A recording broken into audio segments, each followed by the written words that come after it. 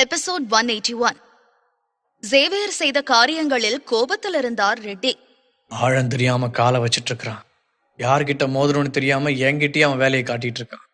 இறுகிய முகத்துடன் கூறினார் ரெட்டி. சார், அது மட்டும் இல்ல, அவன் இந்த ஊர்ல வித்தது பத்தாதுன்னு அவனோட ஹெர்பல் டீ எல்லாத்தையும் சீஷோர் சிட்டிலையும் விற்கிறதுக்கு நினைக்கிறான். ஏற்கனவே சிட்டியில் அட்வர்டைஸ்மெண்ட் பண்றதுக்காக அவனோட ஆளுங்களை அனுப்பி வச்சிருக்கிறான். இதை கேட்டதுமே ரெட்டிக்கு முகம் இன்னும் இறுகியது. எவ்வளவு தூரம் பறந்தாலும் ஊர்க்குருவியால பருந்தாக முடியாது. என்ன, சிட்டியில போய் அவனோட மூலிகை டீயை விற்க போறானா? கேட்கவே சிரிப்பா இருக்கு. சாதாரண விவசாயி இவனுக்கு எப்படி சிட்டியில இடம் கிடைக்கும்? அதுக்கு வாய்ப்பு இல்லை.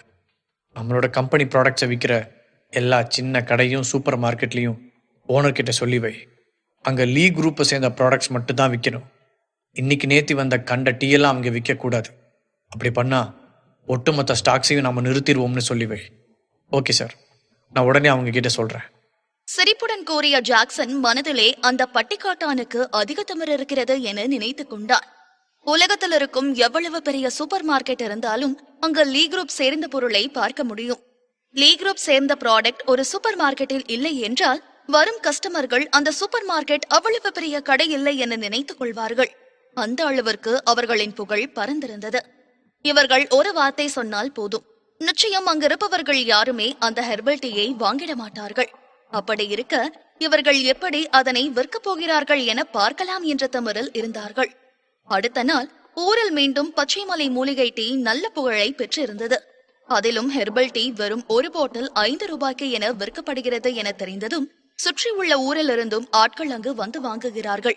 அது மட்டுமல்லாமல் சில தொழில் செய்யும் ஆட்கள் மொத்தமாக பாட்டில்களை 5 ரூபாய்க்கு வாங்கி அதனை 10 ரூபாய்க்கு விற்கிறார்கள்.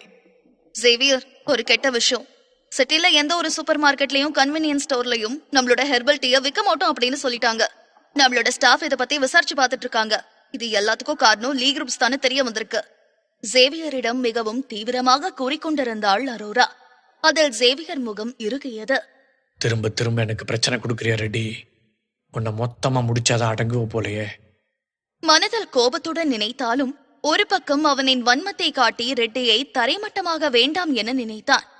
இது பிசினஸ், அதனால் இதனை அது வழியிலேயே சென்று அவனை எதிர்த்து நிற்க வேண்டும் என முடிவெடுத்தான். அது மட்டுமல்லாமல் ரெட்டியை பின்வாங்க வைக்க அவனிடம் ஏராளமான வழிகள் இருந்தது. லீ குரூப்ஸ் தான் மிகப்பெரிய குரூப்ஸ் என்று நினைத்துக் கொண்டிருக்கும் அவனின் ஆணவத்தை உடனடியாக அழிக்க வேண்டும் என நினைத்தான். நான் நாளைக்கே சீஷோர் சிட்டிக்கு போறேன். நீ இதை பத்தி கவலைப்பட வேண்டாம். நான் திரும்ப வர்ற வரைக்கும் ஃபேக்டரியோட ப்ரொடக்ஷனை பார்த்துக்கோ. சிட்டியில நம்மளோட ப்ராடக்டை வைக்க ஆரம்பிச்சதுக்கு அப்புறம் நமக்கு நிக்கிறதுக்கு கூட நேரம் இருக்காது. புன்னகையுடன் கூறினான் சேவியர். அரோராவிற்கு சேவியர் எதனால் இவ்வளவு நம்பிக்கையுடன் பேசுகிறான் என புரியவில்லை. சுற்றியிருக்கும் கிராமம் போல் சீஷோர் சிட்டி கிடையாது. அங்கிருப்பவர்கள் முக்கால்வாசி பேர் மிகப்பெரிய பணக்காரர்கள். அப்படி இருக்கையில் இவன் தனியாக எப்படி இதனை செய்ய முடியும் என யோசித்தான். ஓகே, இதெல்லாம் நான் பாத்துக்கிறேன். நீ சிட்டிக்கு போய் நான் அனுப்பின செயல்ஸ் ஆளுங்களை பாரு. அடுத்த நாள் சேவியர் அவனின் காரை ஓட்டிக்கொண்டு சீஷோர் சிட்டிக்கு சென்றான். அவன் அங்கிருந்து வந்து மொத்தமாய் 2 மாதங்களுக்கு மேல் ஆகியிருந்தது. அவனின் நண்பர்கள் எப்படி இருக்கிறார்கள் என யோசித்தான். இந்த 2 மாதத்தில் சேவியரின் வாழ்க்கை தலைகீழாய் மாறியிருந்தது. காதலியால் கழட்டிவிடப்பட்ட சேவியர் லூசரிலிருந்து மிராக்கல் டாக்டராக மாறி இப்பொழுது விவசாயத்திலே லட்சத்தில் சம்பாதிக்கிறார். சீஷோர் சிட்டியிலே இருக்கும் மிகப்பெரிய சூப்பர் மார்க்கெட் பார்க்கிங் ஏரியாவில் அவனின் பென்ட்லி காரை நிப்பாட்டினான். அவன் வந்ததுமே 20 துவக்கத்தில் இருக்கும் ஒரு பெண் அவனிடம் வேகமாய் ஓடி வந்து மூச்சு வாங்கினாள். Hello boss. மூச்சு வாங்க பதட்டத்துடன் அவனை பார்த்து கூறினாள் அந்த பெண். அவள் இன்னும் இங்கு ஒரு பாட்டில் கூட விற்கவில்லை. அதே போல அவளின் முதலாளி நேரடியாக இங்கு வருவான் என்றும் எதிர்பார்க்கவில்லை. இங்க நிலைமை எப்படி இருக்கு? நம்மளோட ஹெர்பல் டீயை வாங்க மாட்டேன்னு மேனேஜர் ரொம்ப பிடிவாதமா இருக்கிறானா? ஆமா, நேத்துல இருந்து நானும் இதுக்காக தான் வெயிட் பண்ணிட்டு இருக்கேன். ஒரு 5 நிமிஷம் நேர்ல பார்த்து பேசலான்னு கேட்டா கூட விட மாட்டேங்கிறாங்க. சொல்ல வரத முழுசா கேட்காமலேயே நம்மளுடைய ஹெர்பல் டீயை வாங்க முடியாது அப்படின்னு அழுத்தமா சொல்லிட்டாங்க. இப்போ அந்த மேனேஜர் எங்க இருக்கான்? என்ன அவங்கிட்ட கூட்டிட்டு போ. ஓகே பாஸ், என் கூட வாங்க. உடனே அந்த பெண் சேவியரை சூப்பர் மார்க்கெட்டில் இருக்கும் ஆபீஸுக்கு அழைத்து சென்றாள். சூப்பர் மார்க்கெட்டில் வேலை பார்ப்பவர்கள் அந்த பெண்ணை அடையாளம் கண்டு கொண்டார்கள். கடந்த 2 நாட்களாக ஹெர்பல் டீயை விற்பதற்காக அவள் முயற்சி செய்கிறாள் என தெரிந்திருந்தவர்கள் அவளை தடுக்கவில்லை. மேனேஜர் ஆபீஸ் ரூமுக்கு வந்ததுமே அவள் கதவை தட்டிக்கொண்டு உள்ளே சென்றாள். உள்ளே வழுக்கை தலையுடன் நடுத்தர வயதுடைய ஒருவர் நியூஸ் பேப்பர் படித்துக் கொண்டிருந்தார். அவளை பார்த்ததுமே கோபத்தில் இறந்து விழுக ஆரம்பித்தார். திரும்பவும் நீங்க என்ன பண்ற? நான் தான் ஏற்கனவே சொல்லிட்டேன்ல, உன்னோட இந்த கேவலமான ஹெர்பல் டீயை என்னோட இடத்துல விற்க மாட்டேன்னு. இந்த குப்பையெல்லாம் தூக்கிட்டு இங்கிருந்து கிளம்பு. மேனேஜர், இவர்தான் ஜேவியர் ஜோனஸ், பச்சைமலை மூலிகை ஹெர்பல் டீயோட ஓனர். அந்த மேனேஜர் ஜேவியரை ஏற்ற இறக்கத்துடன் பார்த்தார். பார்ப்பதற்கு இளமையாகவும் அதேபோல் அவனின் சாதாரண உடையையும் பார்த்து முகத்தை சுளித்தார். வந்துட்டானுங்க பொடி பயலுகள்லாம் பிஸ்னஸ் பண்றீங்கன்னு. நீங்கெல்லாம் சேர்ந்து அப்படி என்னத்தை பண்ணி கிழிச்சிட்டீங்க? ஒரு யூஸும் இருக்காது. உங்க ப்ராடக்ட்னால அதை சாப்பிட்ற மக்களுக்கு ஏதாவது ஆச்சுன்னா என்ன பண்றது? இதுல பிச்சை காசு 5 ரூபாய்க்கு ஒரு ஹெர்பல் டீன்னு பேர்ல வித்து அது ரொம்ப எஃபெக்டிவானதுன்னு சொல்றேன். அது லீ குரூப்ஸ் மருந்து போல எஃபெக்டிவா இருக்குன்னு எப்படி உங்களால சொல்ல முடியுது? அந்த பாட்டிலோட விலை 500 ரூபா. அது எங்க இருக்கு, இது எங்க இருக்கு? போலியான ப்ராடக்ட்லாம் நாங்க இங்க வைக்க மாட்டோம், எடுத்துட்டு போ. எரிச்சலாக மேனேஜர் கூறிட ஜேவியர் அவர் முன்பு வந்து நின்றான். நீங்க தானே இங்க மேனேஜர், உங்ககிட்ட ஒரு முக்கியமான விஷயத்தை பத்தி பேசணும். ஜேவியர் ஆரம்பிப்பதற்கு முன்பே மேனேஜர் அவனை தடுத்தார். நிறுத்து முதல்ல. உன்னை யார் இங்க உள்ள வர சொன்னது? உங்ககிட்ட பேசுறதுக்கு எனக்கு ஒண்ணுமே இல்லை. இந்த வீணா போன டீயை தூக்கிட்டு வெளியே போயிரு. ஆனா எங்களோட ஹெர்பல் டீ ரொம்ப மகத்துவமானது. அந்த பெண் பேச வர ஜேவியர் அவளை தடுத்தான். நான் இங்க ஹெர்பல் டீ விற்கிறத பத்தி பேச வரல. அப்படியா? அப்ப எதுக்காக வந்த இங்க? கடுப்பாகவே அவனை பார்த்து கேட்டார் மேனேஜர். ஜேவியர் நிதானமாக அந்த ஆபீஸை சுற்றி முற்றி பார்த்தான். ஆமா, இந்த சூப்பர் மார்க்கெட்டோட விலை என்ன இருக்கும்? ஜேவியர் திடீர் என்று இப்படி கேட்டதில் அவனை அதிர்ச்சியாக பார்த்தார். அவன் எதனால் எதற்காக இப்படி கேட்கிறான் என புரியவில்லை. என்ன? எதை பத்தி கேட்குற? எதுக்காக இதோட விலையை பத்தி கேட்குற? இங்க நாங்க நிறைய ப்ராடக்ட் விற்கிறோம். நீ எதை வாங்குறன்னு தெளிவா சொன்னாதான் அதோட விலையை பத்தி எங்களால சொல்ல முடியும். ஜேவியரின் எண்ணம் புரியாமல் மேனேஜர் கூறிட அந்த பெண்ணோ ஜேவியரை அதிர்ச்சியுடன் பார்த்தாள். ஊரில் செய்தது போல் இங்கேயும் செய்ய போகிறானா என திகைத்து நின்றாள்.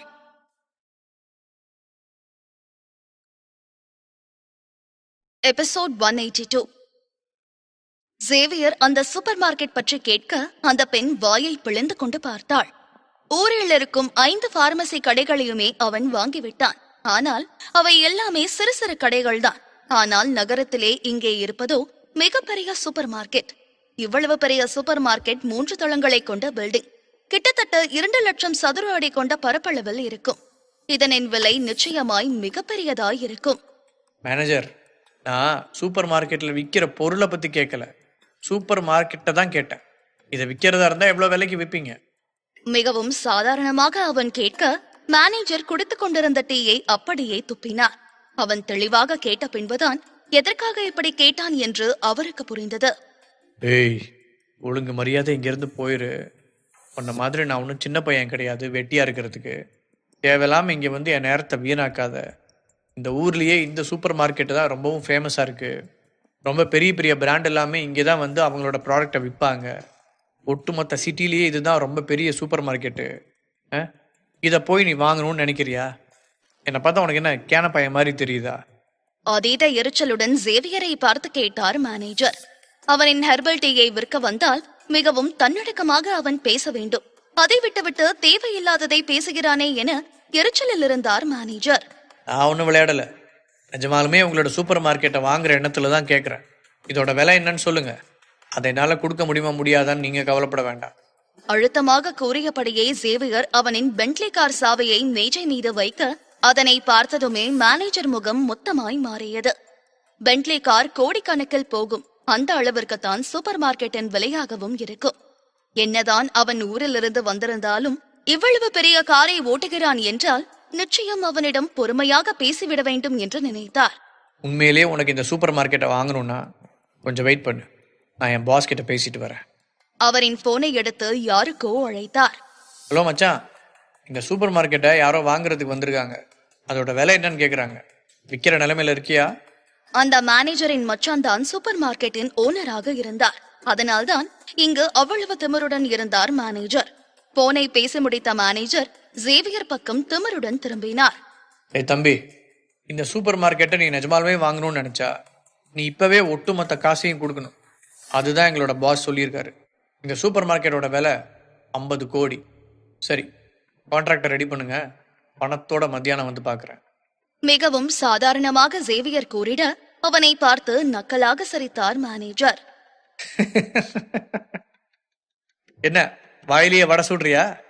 சேவியர் அவனின் ஸ்டாஃப் இனியா பக்கம் திரும்பினார். எனக்காக இங்கே இரு, கூடவே இருந்து கான்ட்ராக்ட் வேலையெல்லாம் பார்த்துக்கோ. நான் மத்தியானமா வந்து இங்கே வந்து கான்ட்ராக்டை சைன் பண்ணிட்டு பணத்தை கொடுத்துட்றேன். ஓகே ஓகே பாஸ், திகைப்புடன் கூறினாள் இனியா. இந்த சூப்பர் மார்க்கெட்டை 50 கோடிக்கு விற்கிறார்கள். அவ்வளவு பெரிய தொகையை அவள் வாழ்நாளில் பார்த்ததே இல்லை. நிஜமாகவே அவளின் பாஸ் இதனை வாங்குவதற்கு சம்மதித்து விட்டானா என்று இருந்தது அவளுக்கு. 500 ரூபாய்க்குள் பொருள் வாங்குவது போல 50 கோடி கொடுத்து இந்த இடத்தை வாங்கும் அளவிற்கு அவ்வளவு பெரிய பணக்காரனா என ஆச்சரியமாக பார்த்தாள். உண்மையை சொல்ல வேண்டும் என்றால் சேவியர் சூப்பர் மார்க்கெட்டை விட்டு வெளியே வந்ததும் வருத்தத்துடன் இருந்தார். சூப்பர் மார்க்கெட்டின் விலை 50 கோடி. இந்த நிமிடம் அவனிடம் அவ்வளவு பெரிய தொகை இல்லை. உடனடியாக அதனை சம்பாதிக்கும் வழியை யோசித்தான். இந்த சூப்பர் மார்க்கெட்டை வாங்க வேண்டும் என்று நினைத்து அதனை பற்றி கேட்டான். பச்சைமலை ஹெர்பல் டீ சிட்டியில் நல்ல பெயர் எடுக்க வேண்டும் என்றால் இந்த சூப்பர் மார்க்கெட்டில் விட்டால்தான் அதற்கு பெயர் கிடைக்கும். அதிவேகத்தில் அவனுக்கு அவ்வளவு பெரிய தொகை கிடைக்க வேண்டும் என்றால் நிச்சயம் மரகத கல்லில் ஆடும் சூதாட்டத்தில் தான் அவனுக்கு கிடைக்கும் என முடிவெடுத்தான். மற்றவர்களுக்குத்தான் அதிர்ஷ்ட கல்லில் சூதாட்டம் ஆடுவது மிகவும் கடினமான ஒன்று. ஆனால் சேவியருக்கு அது கைவந்த கலை. ஒரு நல்ல மரகதம் கிடைச்சா அது 2 கோடிக்கு போகும். அப்போ அப்படி இப்படின்னு பார்த்தா நமக்கு நிறைய மரகத கல் வேணுமே. மனதிலே தீவிரமாக யோசித்துக் கொண்டு வெளியே வந்தான் சேவியர். அவ்வளவு எளிதாக ஒரு மரகத கல் கூட கிடைக்கவில்லை.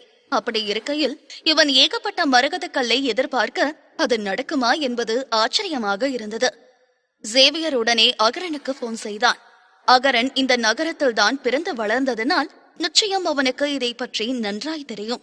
அதுவும் இல்லாமல் ஊரிலே அவன்தான் மிகப்பெரிய பணக்காரன். நிச்சயம் அப்படிப்பட்ட இடம் எங்க இருக்கிறது என அவனுக்கு தெரிந்திருக்க வாய்ப்பிருக்கிறது என நினைத்தான். என்ன சேவியர், நீ நம்ம சிட்டிக்கு திரும்ப வந்துட்டியா? அழைப்பை ஏற்றதுமே மகிழ்ச்சியுடன் கேட்டான். ஆமா அகரா, இங்க நம்ம சிட்டில அதிர்ஷ்ட கல்லுக்கு சூதாட்டம் நடக்கிற இடம் எங்க இருக்குன்னு தெரியுமா? என்னது, சூதாட்டம் ஆடுற இடமா? சேவியர், உனக்கு ஏன் திடீர்னு அதிர்ஷ்ட கல்லு மேல சூதாட்டம் ஆடணும்னு ஆசை வந்துருச்சு? அந்த மாதிரி கல் எடுக்கிற இடத்துல இருந்து நாம ரொம்ப தூரத்துல இருக்கிறோம். இங்க சில கடை எனக்கு தெரியும், அங்க மரகத கல் எல்லாம் விற்கிறாங்க. ஆனா அதோட குவாலிட்டி பத்தி எனக்கு பெருசா தெரியல. ஆனா எனக்கு ஒரு கிளப் தெரியும், அங்கேயும் இந்த அதிர்ஷ்ட கல்லு சூதாட்டம் நடக்கும். அதுவும் இல்லாம அந்த கல் எல்லாமே மியான்மர்ல இருந்து கொண்டு வரப்பட்டது. இதை கேட்டதுமே சேவியருக்கு மகிழ்ச்சியாக இருந்தது. ரொம்ப நல்லது, எனக்கு அந்த கிளப்போட அட்ரஸ் அனுப்புறியா? அங்க போய் நான் அதை பார்க்கணும். ஜேவியர், உன் கூட நானும் வரேன். இப்போ நீ எங்க இருக்கேன்னு சொல்லு, உன்னை கூட்டிட்டு போக வரேன். அகரன் கேட்டதும் சேவியர் உடனே அவனின் லொகேஷனை அனுப்பினான். அடுத்த அரை மணி நேரத்தில் அங்கு வந்திருந்தான் அகரன்.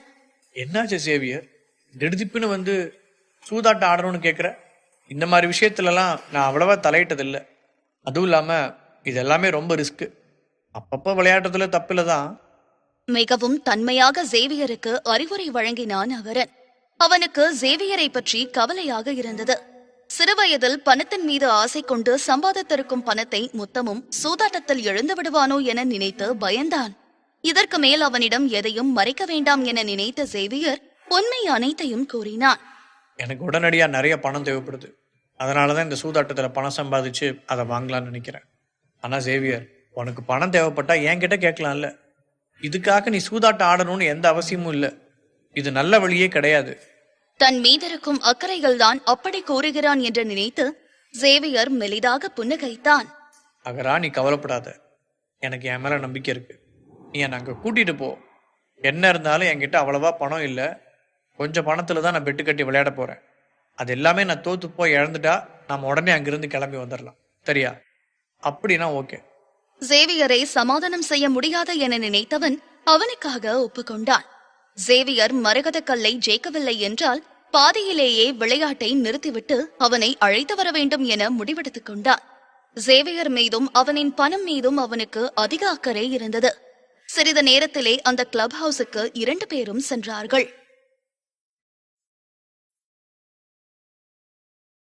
Join with Rajan Leon YT in Telegram to get faster update. Name: Rajan Leon YT. Episode 183. சேவியரும் அகரனும் கிளப் ஹவுஸுக்கு சென்றார்கள். அங்கு சென்றதும் வாசலில் இருக்கும் செக்யூரிட்டி கார்டு முதல் உள்ளே இருக்கும் வேலையாட்கள் வரை அனைவரும் அகரனை கண்டு மரியாதை நிமித்தமாக வணங்கினார்கள். சீஷோர் சிட்டியிலே அகரன் மிகப்பெரிய பணக்காரன். அவனை தெரியாதவர்கள் அங்கு யாருமே இல்லை. அவன் இருக்கும் இடம் எல்லாம் மற்றவர்களின் பார்வை எல்லாம் அவன் மீது இருக்கும். இப்பொழுது கிளப் ஹவுஸில் நிறைய பணக்காரர்கள் அங்கு இருந்தாலும் அவன் வந்ததை பார்த்ததுமே அவர்களாக முன்வந்து அவனிடம் பேசினார்கள். மிஸ்டர் அகரன், இன்னைக்கு நீங்க இந்த இடத்துக்கு வந்ததுல ரொம்ப சந்தோஷமா இருக்கு. எப்பவுமே நீங்க ரொம்ப பிஸியா இருப்பீங்க என அங்கிருந்த அழகான பெண் ஒருவர் வரவேற்றாள். அவள்தான் அந்த இடத்தின் மேனேஜர். அவள் பார்ப்பதற்கு ஓவியா போன்று இருந்தாள். ஆனால் இருவரின் குணமும் வெவ்வேறாக இருந்தது. ஓவியா மிகவும் திறமையாகவும் அதே போல அறிவாளியாகவும் அவளின் கரியரில் கவனம் செலுத்துபவளாக இருந்தாள். அதே போல இந்த பெண் அவளின் கவனத்தை எல்லாம் அவளின் அழகிலும் உடலிலும் தான் காட்டியிருந்தாள். அகரன் முகத்தில் எந்தவித சலனத்தையும் காட்டாமல் அந்த பெண்ணை பார்த்தான். அதிலே சேவியருக்கு அவனை பற்றி இன்னும் தெரிந்தது. மேனேஜர் ஷீலா, நான் இன்னைக்கு என்னோட ஃப்ரெண்டு கூட இங்கே விளையாடுறதுக்கு வந்திருக்கேன். சேவியர் பக்கம் திரும்பிய அகரன் அவளை அவனிடம் அறிமுகப்படுத்தி வைத்தான். சேவியர், இது ஷீலா, அவங்க தான் எங்கள் மேனேஜர். ஹலோ மிஸ் ஷீலா, என் பேரு சேவியர் ஜோன்ஸ். ஷீலா அதிர்ச்சியுடன் அவனை பார்த்தாள். நகரத்தில் அகரன் தான் மிகப்பெரிய பணக்காரன். ஆனால் அவனுடன் வந்திருப்பவன் மிகவும் சாதாரண ஆளாக இருந்தான். அதுவும் இல்லாமல் சேவியர் பார்க்க மிகவும் இளமையாக இருந்தான். சேவியர் ஜோனஸா? அப்போ சிட்டில கொஞ்ச நாளைக்கு முன்னாடி இருந்த மிராக்கல் டாக்டர் நீங்க தானா? அவன் பெயரை எங்கேயோ கேட்டது போல இருக்க உடனே கேட்டாள் ஷீலா. அதில் லேசாக புன்னகைத்தான் சேவியர். இதுவரை என்ன நானே மிராக்கல் டாக்டர்னு சொல்லிக்கிட்டது இல்லை. ஆனால் ஊரில் இருக்கிறவங்க சொல்கிறாங்கன்னா அந்த சேவியர் நான் தான். இதை கேட்டதுமே ஷீலா பெரிதாக புன்னகைத்தாள். எங்களோட இடத்துக்கு நீங்க வந்ததுல எனக்கு ரொம்ப ரொம்ப சந்தோஷமா இருக்கு டாக்டர் சேவியர். எதிர்காலத்துல எனக்கு உடம்பு சரியில்லாம போச்சுன்னா கண்டிப்பா உங்ககிட்ட வரலாமா? அதுக்கு அவசியம் இருக்காதுன்னு நினைக்கிறேன் மிஸ் ஷீலா. உங்களோட ஸ்கின்னும் பார்க்க நல்லா பிரைட்டாக இருக்கு. நீங்கள் பார்க்கவே ரொம்ப ஹெல்த்தியாக இருக்கிறீங்க. கூடவே உங்கள் கண்ணு ரொம்ப கிளியராக இருக்கு. பேச்சும் தெளிவாக இருக்கு. இன்னும் சொல்ல போனால் நீங்கள் நிதானமாக சுவாசிக்கிறீங்க. உங்கள் நாக்கும் சரியான நேரத்தில் தான் இருக்கு. அதனால உங்களுக்கு எந்த பிரச்சனையும் இல்லை. நீங்கள் ரொம்பவே ஹெல்த்தியாக இருக்கீங்க. சேவியர் ஆராய்ந்து கூறியதில் ஷீலா அவனை ஆச்சரியமாக பார்த்தாள். பேசி 5 நிமிடம் கூட ஆகவில்லை. அதற்குள் தன்னை இந்த அளவிற்கு கவனித்திருக்கிறானே என நினைத்தாள். இதிலே அவளுக்கு அவன் மீது நிறைய மரியாதை உண்டானது. மிகப்பெரிய பணக்காரர்களுடன் நண்பர்களாக இருப்பவர்களிடம் இப்படிப்பட்ட அதிசயம் இருக்கும் என அப்பொழுது புரிந்து கொண்டாள். நீங்க சொன்னா நான் ரொம்பவே ஹெல்த்தியா இருப்பேன் மிராக்கல் டாக்டர். அழகான புன்னகையுடன் கூறினாள் ஷீலா. மேனேஜர் ஷீலா, நான் சேவியரை ஸ்டோன் கேம்பிளிங்க்கு கூட்டிகிட்டு போகிறேன். அதை அவன் பார்க்கணுன்னு ஆசைப்பட்டான். நீங்கள் எங்களை பற்றி கவலைப்படாதீங்க, நான் பார்த்துக்கிறேன். ஓகே சார், நீங்க 2 பேரும் நல்லா டைம் ஸ்பெண்ட் பண்ணுங்க. ஷீலா அங்கிருந்து நகர்ந்து விட அகரன் சேவியரை அழைத்துக் கொண்டு ஸ்டோன் கேம்பிளிங் நடக்கும் இடத்திற்கு சென்றான். சேவியர், என்னதான் மேனேஜர் ஷீலா ஒரு பொண்ணாக இருந்தாலும் அவங்களோட புத்திசாலித்தனத்துக்கு நிகராக இங்கே யாருமே இல்லை. வார்த்தையாலேயே ஆளுங்களை மயக்கிடுவாங்க. அப்படிப்பட்ட ஆள். இந்த சிட்டியில் அவங்களால முடியாத விஷயம்னு எதுவுமே இல்லை. ஆனால் சில விஷயங்களை செய்யாமல் வச்சுருக்காங்க. அவ்வளோ பெரிய ஆளா? ஆச்சரியமாக கேட்டான் சேவியர். அகரனே ஒரு பெண்ணை புகழ்ந்து தள்ளுகிறான் என்றால் அது சாதாரண விஷயம் இல்லையே.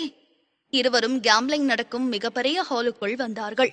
அந்த இடத்தில் நிறைய கற்களும் கூடவே அதனின் விலைகளும் போடப்பட்டிருந்தது. அது எல்லாமே விலை அதிகமானதாக இருந்தது. வந்திருக்கும் கஸ்டமர் அவர்களுக்கு பிடித்த கல்லை தேர்ந்தெடுத்ததற்கு பின்பு முன்பகுதியில் இருக்கும் ஸ்டோன் கட்டிங் ஏரியாவிற்கு செல்ல வேண்டும். அப்பொழுதுதான் வந்திருப்பவர்கள் கல்லை வெட்டுவதை நேரடியாக பார்ப்பார்கள். இங்கே இருக்கும் பணக்காரர்களுக்கு ஒரு பொழுதுபோக்காக வேண்டும் என்பதற்காக இங்கு அடிக்கடி வருவார்கள். இதுதான் அவர்களுக்கேற்ற சரியான பொழுதுபோக்கு.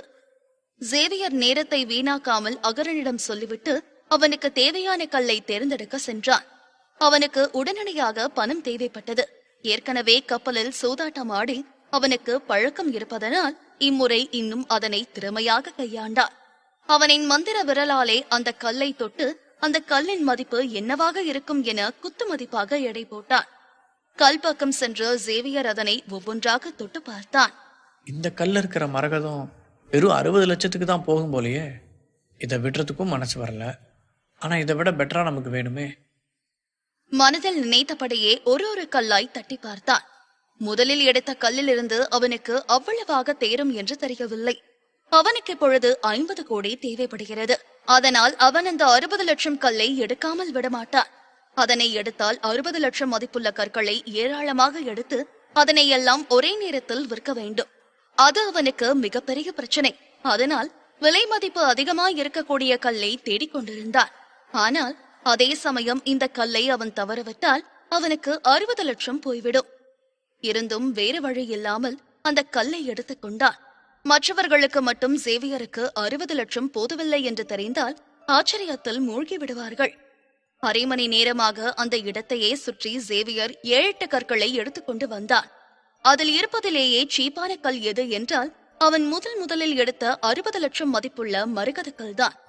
மற்ற அனைத்தும் கோடிக்கணக்கில் தேரும் என கணக்கிட்டான். ஜேவியர், நீ இந்த கல்லை தான் சூஸ் பண்ணிருக்கியா? சந்தேகத்துடன் அவனை பார்த்து கேட்டான் அகரன். எப்பொழுதுமே ஸ்டோன் கேம்பலிங்கில் முடிவை எதிர்பார்க்க முடியாது. எந்த நேரத்தில் எப்படி வரும் என யாருக்குமே தெரியாது. இத்தனை வருடங்களில் பல பேர் பலவிதமாய் அதனை கணிக்க முயற்சித்திருக்கிறார்கள். ஆனால் அவை அனைத்தும் பொய்யாக முடிந்திருக்கிறது. வெறும் கல்லின் வடிவத்தையும் உருவத்தையும் வைத்து அதன் உள்ளே இருக்கும் மரகதத்தின் மதிப்பு மிகவும் உயர்வாக இருக்கும் என்று கணிப்பார்கள். ஆனால் சேவியர் அவன் எடுத்து வந்த 8 கற்களும் விசித்திரமான வடிவத்தில் இருந்தது. அதில் ஒன்று முக்கோண வடிவில் கூட இருந்தது. இன்னொரு கல்லில் நிறைய விரிசல்களும் அதன் மேற்பரப்பு சுரண்டப்பட்டது போன்றும் இருந்தது. மிஸ்டர் அகரன், இந்த பையன் உங்க கூட வந்திருக்கானா? இந்த ஊர்ல நீங்க தான் ரொம்ப பெரிய பணக்காரர். ஆனா நீங்க கல்லுல சூதாட்டம் விளையாடுறத பார்த்தாலே ரொம்ப விசித்திரமா இருக்கு. இந்த கல்லை பார்த்தாலே உள்ளார ஒண்ணும் இல்லாத மாதிரிதான் தோணுது. இந்த மாதிரி கல்லெல்லாம் பார்த்து எடுத்துட்டு வந்திருக்கான். டேய் தம்பி, இங்க கல்லு பொறுக்கினதுக்கு பதிலா வெளியே போய் ஏதாவது கட்டடம் கட்டுற இடத்துல போய் 2 கல்லை பொறுக்கி இருக்கலாம். வேண்டுமென்றே ஒரு நடுத்தர வயதுடைய நபர் அகரனை கண்டு நக்கலாக கூறினார். இதனை கேட்ட அங்கிருந்தவர்கள் சத்தமாக சிரித்தார்கள். பல வருடங்களாய் இதில் சூதாட்டம் ஆடுபவர்கள் சேவியர் எடுத்த கற்களில் எதுவுமே இருக்காது என உறுதியாக நம்பினார்கள். ஊரிலே மிகப்பெரிய பணக்காரனாயிருக்கும் அகரன் எதற்காக இப்படி ஒரு முட்டாளை இந்த இடத்திற்கு அழைத்து வந்திருக்கிறான் என யோசித்தார்கள். அந்த நபர் பேசியதை கேட்டதுமே அகரன் முகம் இறுகியது. பிலிப், உன் வேலையை மட்டும் பாரு. தேவையில்லாம என் விஷயத்துல தலையிடாத, அப்புறம் மரியாதை இருக்காது. அதில் நக்கலாக சிரித்தான் பிலிப். மிஸ்டர் அகரன், எப்படி நீங்க இப்படி சொல்லலாம்? இந்த இடத்துக்கு எல்லாருமே சந்தோஷமா ஃபன் பண்றதுக்காக தானே வரோம். இப்படி கராரா இருந்த எப்படி? உங்களோட பிசினஸ் நான் பறிச்சுக்கிட்டே எனக்கு போவோமா? நக்கலாக வேண்டுமென்றே கேட்டான் பிலிப்.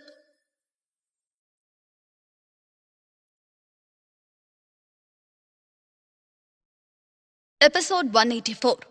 வேண்டுமென்றே பிலிப் என்பவர் அகரனிடம் பிரச்சனை செய்ய வந்தார். என்னாச்சு மிஸ்டர் அகரன்? சின்ன விஷயத்துல ரொம்ப சீரியஸா எடுத்துக்கிறீங்க. இந்த இடத்துல எல்லாருமே என்ஜாய் பண்றதுக்கு தானே வந்திருக்கோம். இதுக்கு எதுக்கு எடுத்து எரிஞ்சு பேசுறீங்க? ஒருவேளை போன வாரம் உங்களுக்கு வர வேண்டிய பிசினஸ் நான் எடுத்துக்கிட்டேன்னு கோபத்துல பேசுறீங்களோ? வேண்டுமென்றே குரலை உயர்த்தி சத்தமாக அங்கிருக்கும் அனைவருக்கும் கேட்கும் விதத்தில் கேட்டார் பிலிப். அனைவருக்கும் பிசினஸில் தான் அகரனை தோற்கடித்து விட்டோம் என்ற செய்தியை சொல்ல வேண்டும் என்ற நினைப்பில் கூறினார். அகரனுக்கும் பிலிப்புக்கும் பணத்தில் பெரிதாய் எந்த ஒரு வித்தியாசமும் இல்லை. தொழில் வர்க்கத்தில் இருவரும் பழைய எதிரிகள். பிலிப் சேவியரை நக்கலாக பார்த்து கை காட்டி பேசினான். டே பொடிப்பையில, இது ஒண்ணு ரோட்ல இருந்து பொறுக்கிட்டு வர்ற கல்லு கிடையாது. இது சூதாட்டம் ஆடுற கல்லு. உனக்கு மிஸ்டர் அகரன் இதை பத்தி தெளிவா சொல்லி கொடுக்கல போல. உனக்கு வேணும்னா வா, நான் சொல்லித்தரேன். திமிராக பேச சேவியர் அவரை வெறுப்புடன் பார்த்தான். மூடிட்டு போ. கடுப்பாக 2 வார்த்தையில் அவரை அடக்கிட அவருக்கு கோபம் வந்தது. என்னதான் சீஷோர் சிட்டியில் அவர் மிகப்பெரிய பணக்காரனாக இல்லை என்றாலும் டாப் 3 பட்டியலில் அவருக்கு நிச்சயம் இடம் உண்டு. அகரனே அவரிடம் இப்படி பேசுவதற்கு தயங்குவான். அப்படி இருக்கையில் சாதாரண ஒருவன் அவரிடம் இப்படி பேச அங்கிருக்கும் அனைவருமே அதிர்ச்சியுடன் சேவியரை பார்த்தார்கள். சேவியருக்கு சாவு உறுதியானது என்பது போல அங்கிருப்பவர்கள் நினைத்தார்கள். என்னடா பொடிப்பையில, அகரன் உனக்கு மேனர்ஸை பத்தி சொல்லி தரவே இல்லையா? இப்படியே திமிர்த்தனமா தெரிஞ்சுக்கிட்டு இருந்த அப்புறம் உன் தகுதிக்கும் உன்னோட இடத்துக்கும் சேர்த்து உன்னை ஒடுக்கி வைக்க வேண்டிய நிலைமை வந்துடும். அது சரி, இங்க கல்லுல பெட்டு கட்ட வந்திருக்கல, சோ என் கூட சூதாட்டம் ஆடுறதுக்கு உனக்கு தைரியம் இருக்கா? திமிராக அதே சமயம் அழுத்தத்துடன் அவனை பார்த்து கேட்டார் பிலிப். அவர் நகைகளை வைத்தும் பிசினஸ் செய்கிறார். அதனால் ஒவ்வொரு மரகதமும் எப்படி இருக்கும் என அவருக்கு நன்றாய் தெரியும். சேவியர் அவரை மதிக்காததனால் நிச்சயம் அவனுக்கு ஒரு நல்ல பாடத்தை கற்றுக் கொடுத்தாக வேண்டும் என கங்கணம் கட்டி தெரிந்தார். பிலிப், நம்ம பிரச்சனையை நமக்குள்ளதான் தீர்த்துக்கணும். இதுக்கும் சேவியருக்கும் எந்த சம்பந்தமும் இல்லை. தேவையில்லாம அவனை இதுல உள்ள இழுக்காது. எச்சரிக்கையாக கூறிட பிலிப் எள்ளாக நகைத்தார். அகரன், இதுக்கும் உனக்கும் எந்த சம்பந்தமும் இல்லை. இது முழுக்க முழுக்க அவனோட முடிவு. அவனுக்கு வேணும்னா தைரியமா என் கூட சூதாட்டம் ஆடட்டும், இல்லைன்னா பயந்து ஒதுங்கி போகட்டும். என்னது, பயமா? எனக்கா? அது சரி, உனக்கு எதுல சூதாட்டம் ஆடணும்? சிரிப்புடன் பிலிப்பை பார்த்து கேட்டான் சேவியர். அவர் பதில் பேசுவதற்கு முன்பே அகரன் முந்திக் கொண்டு சேவியரை தடுத்தான். சேவியர், அவர் கூட சேர்ந்து இந்த சூதாட்டத்தை பண்ணாத. அவர் ஜுவல்லரி பிஸ்னஸ் பண்றாரு. அடிக்கடி மியான்மர் வரைக்கும் போய் நிறைய மரகதங்களை வாங்கிட்டு வராரு. ஸோ இந்த விஷயத்தை பத்தி அவருக்கு ரொம்ப நல்லாவே தெரியும். அகரா, நீ கவலைப்படாத. அவனோட மிரட்டெல்லாம் என்கிட்ட வேலைக்கு ஆகாது. என்ன ஒரு ஜோக். டேய் பொடிப்பையில, உன்ன நீயே ரொம்ப பெருசா புகழ்ந்து பேசிக்கிற. அவ்வளோ திமிரா? சேவியர் மீண்டும் மீண்டும் அவரை அசிங்கப்படுத்துவதில் அவருக்கு கோபம் அதிகரித்தது. சரி, நாம இப்படி பெட்டு கட்டலாம். நீயும் நானும் சில கல்லுங்களை இங்கிருந்து சூஸ் பண்ணுவோம். அதுல இருந்து யாருக்கு ஹையஸ்ட் வேல்யூ கிடைக்குதுன்னு பார்ப்போம். அப்படி கிடைச்சா உங்களுக்கு 2 பேருமே எடுத்த கல்லுல இருந்து வந்த மரகதம், ஜெயிச்ச உங்களுக்கு தோத்தவங்க இதுல இருந்து இருக்கிற எல்லா கல்லுக்குமே பே பண்ணணும். உனக்கு இது ஓகேன்னா, தைரியம் இருந்துச்சுன்னா வா. அங்கிருக்கும் நிறைய பேருக்கு இதனை கேட்டதுமே ஆர்வம் அதிகரித்தது. ஒருவேளை பிலிப் எடுத்த கற்களின் மதிப்பு 30 லட்சமாக இருந்தால், அதே போல சேவியர் எடுத்த கற்களின் மதிப்பு 20 லட்சமாக இருந்தால், மொத்த மரகத கற்களும் பிலிப்புக்கே சொந்தமாகும். அதே போல அந்த 50 லட்சம் பணத்தை சேவியர் தான் கட்ட வேண்டும். இதன் மூலமாக பிலிப்புக்கு 2 மடங்கு கிடைக்கும். சரி, நான் பெட்டு கட்டுறதுக்கு வரேன். நேரடியாக சேவியர் அதற்கு ஒப்புக்கொண்டார். தானாக ஒருவர் முன் வந்து இலவசமாக அவனுக்கு பணம் தருகிறேன் என்று கூறுகையில் அந்த வாய்ப்பை அவன் தவற விடுவானா என்ன? இதனை கேட்டதுமே அகரனுக்கு பயம் வந்தது. சேவியர் பெரிய நஷ்டத்தில் தவித்துவிடக் கூடாது என எச்சரித்தான். ஜேவியர், அவன் சொல்றத கேட்காத. அவன் உன்னை ஈஸியா ஏமாத்த பாக்குறான். அகரா, கொஞ்சம் என் மேல நம்பிக்கை வை. உன் கான்ஃபிடன்ஸ் எனக்கு ரொம்ப பிடிச்சிருக்கு. நிச்சயமா உனக்கு இருக்கிறதுலே விலை அதிகமான மரகதம் கிடைக்கும்னு நம்புறேன். அப்போ மாஸ்டர் ஆச்சாரியார், எனக்கு இப்போ உங்களோட உதவி தேவைப்படுது. உடனே பிலிப் அவர் பக்கத்தில் இருக்கும் நடுத்தர வயதுடைய ஆணிடம் கூறினார். என்னது, அவர் மாஸ்டர் ஆச்சாரியாரா? அவர் தானே ஜேட் செயின்ட்? கூட்டத்தில் இருந்தவர்கள் அவர்களுக்குள் பேசி ஆச்சரியமடைந்தார்கள். கற்களுக்குள் எம்மாதிரியான மரகதம் இருக்கிறது என கண்டுபிடிப்பதில் ஆச்சாரியார் எக்ஸ்பர்ட். மரகத கற்களை பற்றி நிறைய படித்து இந்த துறையில் அவர் மாஸ்டராக இருந்தார். ஆச்சாரியார் இதற்கு முன்பு 10 கல்லை தேர்ந்தெடுத்து அதில் 7 கற்கள் மரகதமாகவும் அதில் 2 கற்கள் கிரேட் A டைப்பை சேர்ந்த மரகதமாக இருந்ததாக கூறப்படுகிறது. இன்னைக்கு அந்த பையன் செத்தான். ஆச்சாரியாரை பத்தி அவனுக்கு தெரியாது போல. பிலிப்புக்கு அவர் தான் உதவி பண்றதா இருந்தா நிச்சயம் அந்த பையன் எல்லாத்தையும் இழந்துட்டு இங்க இருந்து போண்டியா தான் போக போறான். ஆனா அவனை பார்த்தா பயத்துல இருக்கிற மாதிரி தெரியலையே. அவங்க கூட தான் மிஸ்டர் அகரன் இருக்கிறாரு. அவருக்கு தான் இன்னைக்கு ரொம்ப பெரிய நஷ்டமா போகுது. நம்ம கூட இருக்கிற ஆளு வீக்கா இருந்தா அது நம்ம எதிரிக்கு தானே பலமா இருக்கும். இன்னைக்கு இந்த முட்டாள் பண்ற வேலைனால அவருக்கு தான் ரொம்ப பெரிய நஷ்டம் ஏற்பட போகுது. அங்கிருப்பவர்கள் அனைவரும் சேவியர் தோற்கப் போகிறான் என நினைத்து அவர்களுக்குள் பேசிக் கொண்டார்கள். ஆச்சாரியார் சேவியர் கையில் இருக்கும் கருக்கல்லை பார்த்து எள்ளாக சிரினார். மியான்மர்ல ரோட்ல இருக்கிற நாய்ங்க கூட இந்த கல்ல மரகதம் இருக்காதுன்னு தெரிஞ்சு அதை எடுக்காது. அப்படிப்பட்ட கல்லுல இவனுக்கு மரகதம் கிடைக்க போதா? நக்கலாக அவர் கேட்க சேவியர் அவரை பார்த்து சிரித்தான். நீங்க தான் மாஸ்டர் ஆச்சாரியாரா? அப்படின்னா உங்களுக்கு இந்த கல்லுல மரகதம் இருக்குதா இல்லையான்னு தெரியுமா? எனக்கு அது ரொம்ப நல்லாவே தெரியும். சொல்ல வந்த ஆச்சாரியார் பட்டென்று வாயை மூடிக்கொண்டார். வாய் வரை வந்த வார்த்தையை முழுதாய் அவர் சொல்லி முடிக்கவில்லை. அதற்கு காரணம் சேவியர் சிரிக்கும் சிரிப்பு. அவன் சிரிப்பதிலே அவருக்கு ஆத்திரம் தலைக்கு ஏறியது. அவர் வாயாலேயே அவன் போட்டு வாங்க பார்க்கிறான். இப்பொழுது மட்டும் அவருக்கு அதில் மரகதம் இருக்கிறதா இல்லையா என தெரியும் என்று கூறிவிட்டால் அவரை பர்மாவில் இருக்கும் நாய்களுடன் ஒப்பிட்டு கூறுவது போல ஆகிவிடும் என நினைத்து அவன் மீது ஆத்திரம் கொண்டார். இதே அதில் இருக்கிறதா இல்லையா என தெரியாது என்று கூறினார் அந்த நாயை விட தான் மோசமானவராக இருப்போம் என நிரூபணமாகும் என அவர் வார்த்தையை வைத்து அவன் விளையாட்டு காட்டினான். தெரியாது என்று கூறினால் ஜேட் செயின்ட் என்ற பதவியை எப்படி அவர் தக்க வைத்துக் கொள்வார்? உன்னோட வாய் இருக்கிற அளவுக்கு மூளை இருந்தா கூட நீ பொழைச்சுப்ப. இன்னைக்கு உண்மையான ஸ்டோன் கேம்பிளிங் எப்படி இருக்கும்னு நான் உனக்கு காட்டுறேன். அழுத்தமாக சேவியரை பார்த்து கூறினார் ஆச்சாரியார். சேவியரை இன்று அவர் சுலபமாக விட்டுவிட மாட்டார். நிச்சயம் அவன் பேசியதற்கு தக்க தண்டனை வழங்க வேண்டும் என நினைத்தார். பேசிய அவன் வாயிற்கு பூட்டு போடுவதற்காகவே சிறந்த கற்களை தேர்ந்தெடுக்க வேண்டும் என மனதில் நினைத்துக் கொண்டார் ஆச்சாரியார்.